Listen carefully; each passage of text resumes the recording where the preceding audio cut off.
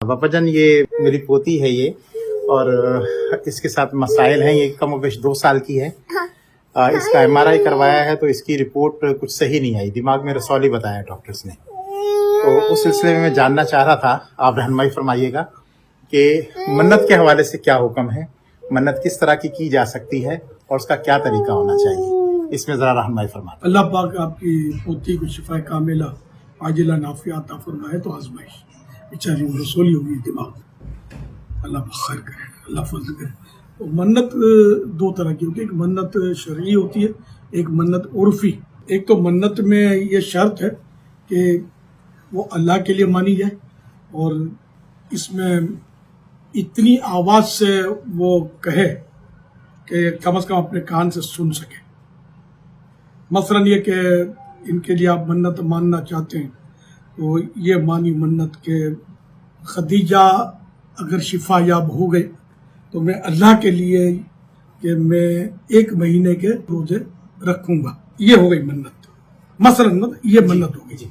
अच्छा, अब ये शिफा याब होगी तो ये इसको पूरा करना वाजिब हो जाएगा इस मन्नत का। और उर्फी मन्नत ये होती है कि जैसे कि बाज़ मन्नत ऐसी होती है जिनका पूरा करना वाजिब नहीं होता। वाजिब उन मन्नतों का पूरा करना होता है कि जिसकी मिसल कोई शरीयत ने वाजिब किया हो।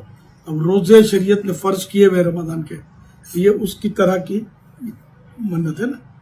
तो मैं इतने नफल पढ़ूंगा तो फ़र्ज नमाज मौजूद है। अच्छा, अब किसी ने कहा कि मैं बच्ची ठीक हो गई तो जाकर दाता हुजूर रहमतुल्लाह अलैह के दरबार में एक देग चढ़ाऊंगा खाने की। जायज़ तो ये भी है लेकिन ये वाजिब नहीं होगी क्योंकि इसके मिसल को शरीयत में फ़र्ज या वाजिब नहीं है। तो यूँ मतलब आप मन्नत मान सकेंगे इस तरह की, या मज़ार शरीफ की माने तो भी ठीक है। ये भी मन्नत मान सकते हैं कि मैं मस्जिद बनाऊंगा, ये ठीक हो जाएगी तो, और अल्लाह ने आपको दिया है तो मस्जिद बनाए, सदका जारिया हो जाएगा।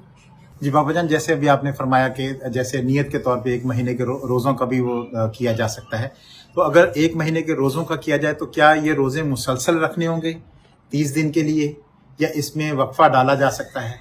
नियत ही वक्फे वाली करें कि मिसाल के तौर पर मैं 40 पीर तक हर पीर शरीफ को रोज़ा रखूंगा, या अपनी ज़िंदगी में मैं ज़िंदगी ने वफा की तो 40 पीर मुझे नसीब हुए तो इनमें मैं हर पीर शरीफ को रोज़ा रखूंगा।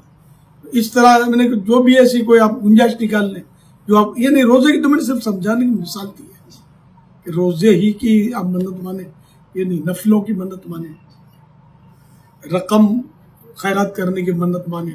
बाद इन मन्नतें वाजिब हो जाएंगी, बाद नहीं होंगी। जैसे मज़ार शरीफ पर आप चादर चढ़ाऊंगा तो देग चढ़ाऊंगा, ये वाजिब नहीं होती मगर इनका करना मुनासिब होता है।